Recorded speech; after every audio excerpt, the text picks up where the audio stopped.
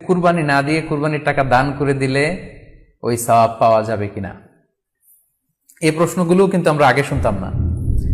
Recent সময়ে গত কয়েক বছর আগে আমরা খেয়াল করেছি যে তারকা জগতের কিছু লোক বা নাটক সিনেমা জগতের কিছু লোক এরকম ঘোষণা দিয়েছে যে আমরা টাকা বন্যার্থ লোকদেরকে দিয়ে দিলাম, আমরা কুরবানি দেব না। তো ওনাদেরকে আল্লাহ এত টাকা দিয়েছেন, ওনারা বন্যার্থ লোকদেরকেও সহায়তা করতে পারেন, আবার কুরবানিও করতে পারেন। সো একটা দিয়ে আরেকটা হবে না। আপনি যদি টাকা দান করে দেন এটা সাদাকার সওয়াব হবে, কিন্তু কুরবানির সওয়াব কিন্তু আপনি পাবেন না। আল্লাহ রাসূল সাল্লাল্লাহু আলাইহি ওয়াসাল্লাম বলেছেন, কুরবানি করলে যেই প্রাণীটার কুরবানি করা হলো ওই প্রাণী তার শিং নিয়ে, তার গায়ের পশম নিয়ে, পায়ের খুরগুলো নিয়ে কিয়ামতের ময়দানে দাঁড়াবে। সো এই সওয়াব থেকে কিন্তু আপনি বঞ্চিত হয়ে গেলেন। তাই এ ব্যাপারে সুস্পষ্ট কথা হচ্ছে, আপনি যদি কুরবানির টাকা দান করে দেন, দানের সওয়াব হবে, কিন্তু কুরবানির সওয়াব হবে না, এবং কুরবানির এই ওয়াজিব বিধানটিও কিন্তু আদায় হবে না। আপনার উদ্দেশ্য ভালো, কিন্তু আপনার পদ্ধতিতে সমস্যা। আপনার উদ্দেশ্য হচ্ছে যে বন্যা দুর্গত মানুষ, সাতক্ষীরাতে বা আশেপাশের জেলাগুলোতে বন্যায় মানুষ না খেয়ে মারা যাচ্ছে, আমি টাকাগুলো দান করে দেই, তাহলে বেশি তারা উপকৃত হবে। আমি বলবো যে আপনার যদি সামর্থ্য থাকে সেক্ষেত্রে আপনি বন্যার্থ লোকদেরকে দানও করেন, পাশাপাশি কুরবানিও করেন, দুইটা দুই জিনিস। অথবা আপনি যদি শুধু কুরবানি করতে চান সেটাও আপনি করতে পারেন, আপনি কুরবানি করবেন, এতে করে কিন্তু আপনি যে দান করতে চান আপনার এই পারপাসটাও কিন্তু সার্ভ হবে।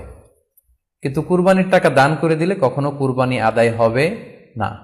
আপনি যদি কুরবানি করেন এক্ষেত্রেও কিন্তু দরিদ্র জনগোষ্ঠীর বিশাল স্বার্থ এখানে আছে, কারণ বছরের একটা দীর্ঘ সময় ধরে এই সুবিধাবঞ্চিত মানুষগুলো কিন্তু আমিষের অভাবে তারা ভোগে, পুষ্টিহীনতায় ভোগে। তারা এমনও অনেক ফ্যামিলি আছে বছরে শুধু এই কুরবানির সময় এই মৌসুমটাতে তারা কিছু গোশত খেতে পারে। সো তাদের মধ্যে আপনি কুরবানি করে এই গোশত বিতরণ করতে পারেন। সো আমাদের উচিত বেশি বেশি কুরবানি করা, কুরবানি করে এই অভুক্ত মানুষদের ঘরে ঘরে কুরবানির গোশত পৌঁছে দেয়া। তাহলে আপনি কুরবানির মাধ্যমে কিন্তু এই গোশত বিতরণ করে তাদের সহায়তা করতে পারলেন। পাশাপাশি যারা খামারি আছে, আপনি কুরবানি করলে এই তাই খামারিদের এই ব্যবসা প্রসেসেও কিন্তু আপনি অংশগ্রহণ করলেন। আপনি তাদের ব্যবসাতে, আল্লাহ তাআলা সুদকে হারাম করেছেন, ব্যবসাকে হালাল করেছেন, তাহলে ব্যবসার মতো একটা চমৎকার কাজেও আপনি সহায়তা করলেন কুরবানির মধ্য দিয়ে। আরো একটা গুরুত্বপূর্ণ বিষয় হচ্ছে, আমাদের গ্রাম বাংলায় কিন্তু আমাদের অনেক গরিব লোকজন আছে বা মা বোনেরা আছে যারা সারা বছর ব্যাপী ছাগল পালে এই আশায় যে কুরবানির সময় ছাগলটাকে বিক্রি করবে, অথবা গরু পালে। গ্রামগঞ্জে অনেক পরিবার আছে যে বছর শেষে কুরবানির সময় আসলে তারা এটা ভালো দামে বিক্রি করবে এবং সেই টাকা দিয়ে সারা বছর চলবে। তো আপনি যদি কুরবানি করেন তাহলে ওই প্রান্তিক জনগোষ্ঠীকেও কিন্তু সহায়তা করা হলো। পাশাপাশি কুরবানির এই সময়গুলোতে হাজার হাজার কসাইদের একটা জীবিকার ব্যবস্থা হয়। তারা গরু জবাই করে, চামড়া খোলে, গোশত কাটে। তো এই কুরবানির দিনগুলোতে কিন্তু হাজার হাজার কসাইদের হালাল জীবিকার একটা ব্যবস্থা হয়। কসাইরা কিন্তু কোটিপতি হয় না। সো আপনি এই কুরবানির প্রসেসটাকে যদি আরো বেশি প্রমোট করেন তাহলে এই কসাইদেরও কিন্তু একটা রিজিকের ব্যবস্থা হচ্ছে। আরো ইন্টারেস্টিংলি, কুরবানির যে চামড়া, পশুর যে চামড়া, এই চামড়াগুলো কিন্তু ইয়াতিমের হক, গরিবদের হক।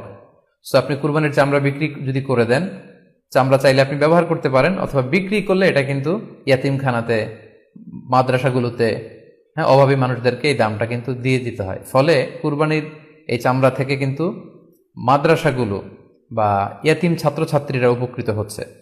তাহলে এখানে অনেক বিষয় জড়িত। যদিও বর্তমান সময়ে চামড়া শিল্প ধ্বংস করার একটা বিশাল পায়তারা চলছে, চামড়ার দাম পড়ে যাচ্ছে। তো আমরা যদি কুরবানি না দেই আমাদের চামড়া শিল্প হুমকির মুখে পড়বে। এবং এই যে হাজার হাজার মাদ্রাসা এবং এতিমখানা আছে যাদের একটা বড় ইনকামের বা আয়ের উৎস হচ্ছে কুরবানির সময় এই চামড়ার টাকা।